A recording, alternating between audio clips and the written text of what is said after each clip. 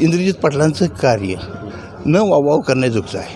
इतकं त्यांनी कार्य केलेलं आहे. कोविड काळात त्यांनी स्वखर्चातून 750 बेडचं स्वतःच्या स्वखर्चातनं त्यांनी बेड कोविड सेंटर उभा केले. 700 पेशंट आणून त्यांना बरं करून त्यांच्या जाग्याला परत सोडणारा एकमेव कार्यकर्ता असेल तर इंद्रजित पाटील. व तळ्याचं काम पहिल्यांदा तळ्याचं काम करण्याची पद्धत आली. त्यात काहीतरी खोडा झाला.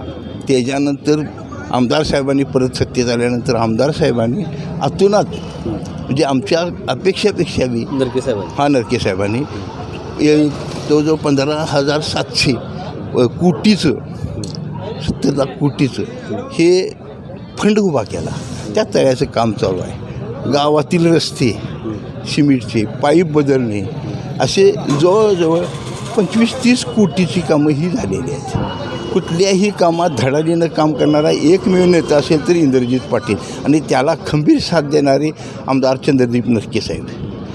इतका मोठा व्याप चालवत असताना त्यांनी बऱ्याच ठिकाणी लोकांच्या अडचणी दवाखाना त्यांना जे लागणाऱ्या गोष्टी सामान्य माणसाला जे कुटुंबातला माणूस आहे कुटुंबाच्या प्रमुखच असल्यासारखा तो कुटुंबाला प्रत्येक कुटुंबाला आपल्या संग करणारा हा एक माणूस आहे.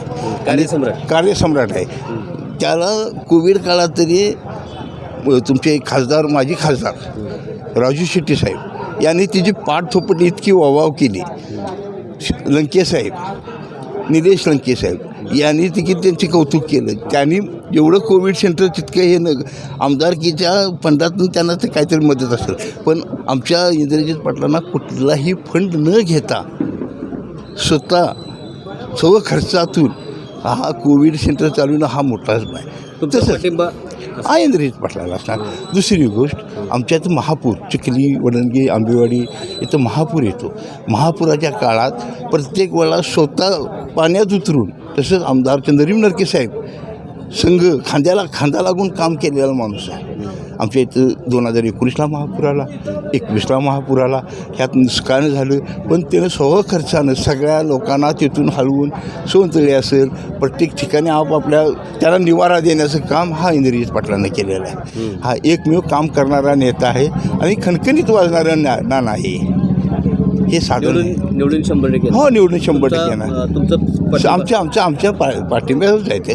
आणि आम्ही त्याला जातीने चिन्ह त्यांचं मुक्त दिलं धनुष्यबाण बळीन कळक्यांचं बी धनुष्यबाण त्याचं आणि ते 1 नंबरला आहे. 1 नंबरच्या माणसाला 1 नंबर मिळाला आहे हे मोठं भाग्य आहे.